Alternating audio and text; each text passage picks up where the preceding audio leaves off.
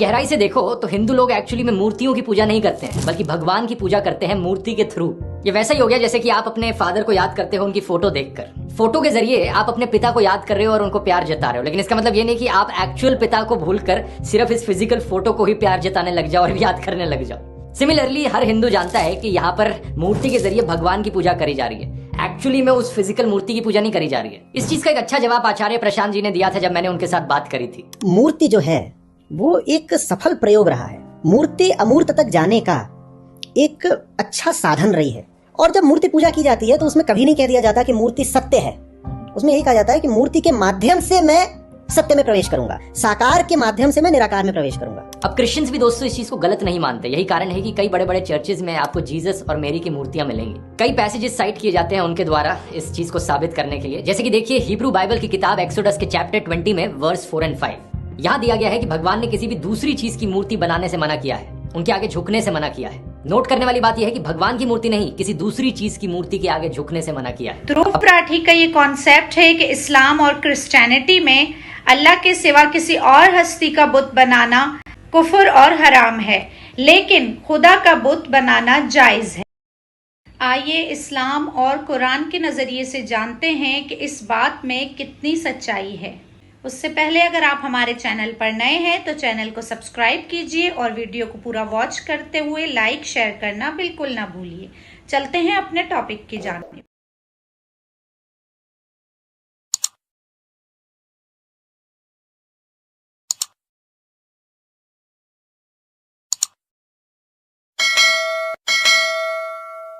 अस्सलामुअलैकुम, मैं हूं शगुफ्ता नवाज। आप देख रहे हैं हमारा यूट्यूब चैनल। सूरह निसा की आयत नंबर 48 और 116। बेशक अल्लाह ताला इस गुनाह को तो कयामत के दिन कभी माफ नहीं करेगा कि कोई शख्स शिर्क के साथ अल्लाह के हुजूर हाजिर हो। इसके सिवा हर गुनाह को माफ कर दिया जाएगा जिसके लिए चाहेगा। इस शिर्क के गुनाह को ध्रुव राठी ने रिलेट किया कि शिर्क सिर्फ वो लोग कर रहे हैं जो खुदा के अलावा किसी और हस्ती का बुत बनाते हैं। अगर खुदा का बुत बनाए या खुदा के महबूब बंदों का भी बुत बनाए और ध्यान अल्लाह ही की तरफ है कि ये अल्लाह की तरफ ले जाने वाली चीज है, तो उन्होंने कहा कि इस्लाम में भी ये कुफर नहीं, नाउजुबिल्लाह। लेकिन इस हवाले से उन्होंने कोई आयत कोट नहीं की, जबकि ऐसा बिल्कुल नहीं है। इस्लाम में बुत परस्ती पर सख्ती से मना किया गया है। इस्लाम में अल्लाह का बुत बनाने की भी कोई इजाजत नहीं, तो औरों को तो छोड़ दें।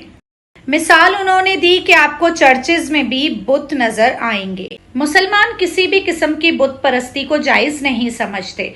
और रही बात कब्रों को पूजने की, उन पर सजदा करने की और उनसे दुआएं मांगने की, तो इस सब की भी कोई तालीमात नहीं मिलती।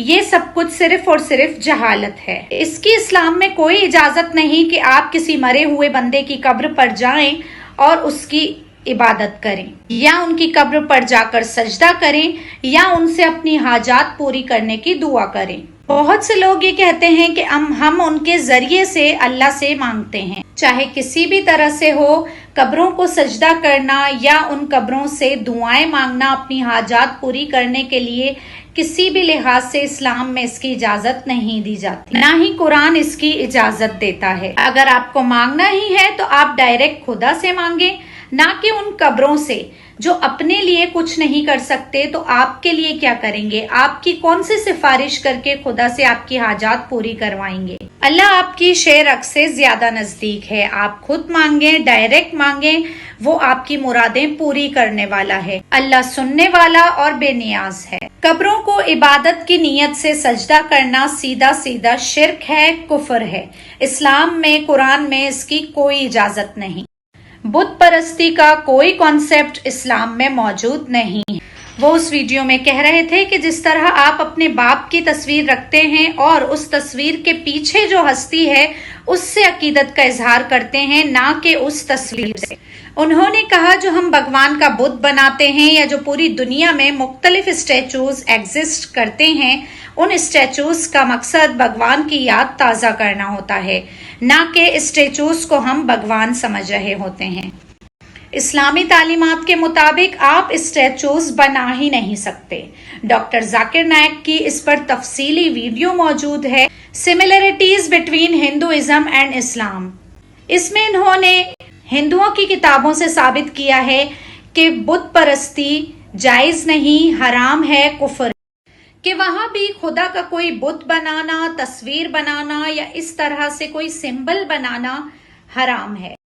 قرآن کریم میں اللہ تعالیٰ نے ایک آیت میں واضح کر دیا ہے، اور اللہ کی مثل کوئی شے ہے ہی نہیں، وہی سننے والا اور دیکھنے والا ہے۔ جب اللہ تعالیٰ کی کوئی مثال بیان ہی نہیں ہو سکتی، اس کا اسٹیچو بھی نہیں بنایا جا سکتا۔ اگر ایسا ہوتا تو ہمارے پیغمبر خود بناتے۔ جب فتح مکہ ہوئی تو حضرت ابراہیم علیہ السلام کی تصویریں بنی ہوئی تھی کعبے کی دیواروں پر۔ بہت سے مسلمان الیکٹڈ ہوئے کہ ہم کس طرح ان تصویروں کو مٹائیں۔ آپ صلی اللہ علیہ وسلم نے اپنے مبارک ہاتھوں سے وہ تصویریں مٹائیں، اور یہی وجہ ہے کہ آپ صلی اللہ علیہ وسلم کی کوئی تصویر موجود نہیں ہے۔ حالانکہ تصویریں اس وقت بھی بنائی جاتی تھیں، لیکن کسی نے یہ جرأت نہ کی کہ وہ آپ صلی اللہ علیہ وسلم کی تصویر بنائیں، کیونکہ بت پرستی کی شروعات یہیں سے ہوتی ہے۔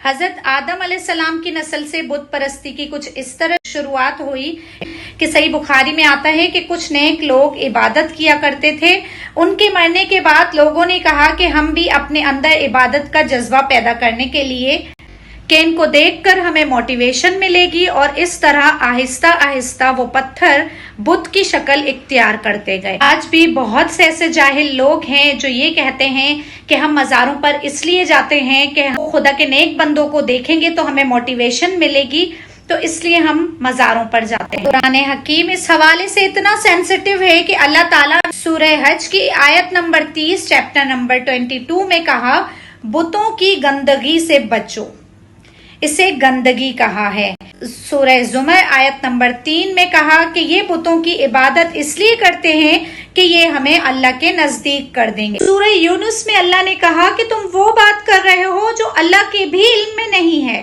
سورۃ الاعراف میں اللہ تعالیٰ نے جتنی تفصیل سے اس کا ذکر کیا ہے، اللہ تعالیٰ نے کہا یہ جو تم بت بناتے ہو یہ تو اللہ تعالیٰ ہی کی مخلوق ہے، بالکل تمہاری طرح، اور مزید سمجھاتے ہوئے کہا کہ کیا ان کے ہاتھ ہیں جن سے یہ پکڑتے ہیں، کیا ان کے پاؤں ہیں جن سے یہ چلتے ہیں؟ ہاتھ ہیں لیکن پکڑتے نہیں۔ کیا ان کی آنکھیں ہیں جن سے یہ دیکھتے ہیں؟ کیا ان کے کان ہیں جن سے یہ سنتے ہیں؟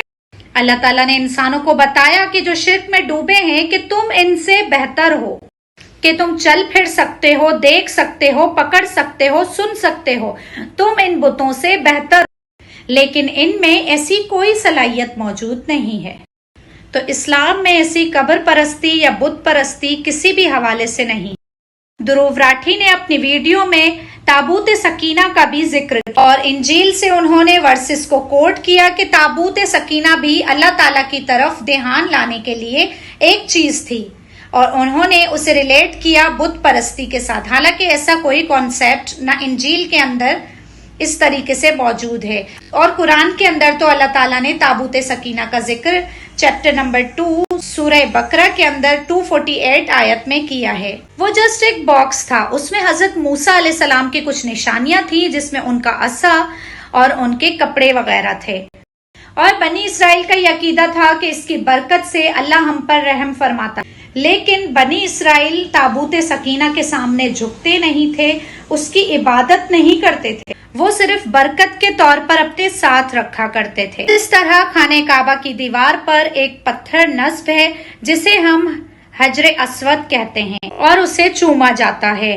صحیح بخاری اور مسلم دونوں میں حدیث ہے کہ حضرت عمر فاروق رضی اللہ تعالیٰ عنہ جب اسے چومنے لگے تو انہوں نے ساتھ ایک جملہ کہا کہ تو ایک پتھر ہی تو ہے، حجر اسود، نہ کسی کو نفع دے سکتا ہے نہ ہی کسی کو نقصان، میں صرف اس لیے چوم رہا ہوں کیونکہ میرے نبی نے تجھے چوما تھا، بس یہ عقیدہ ہے حجر اسود۔ اگر بت پرستی اسلام میں جائز ہوتی تو حضرت ابراہیم علیہ السلام اپنے والد کے خلاف کھڑے ہو کر بت نہ توڑتے، بلکہ خود اپنے والد کے ساتھ مل کر بتوں کی پوجا کرتے، پر انہوں نے ایسا نہ کیا کیونکہ اسلام میں بت پرستی شرک اور کفر ہے۔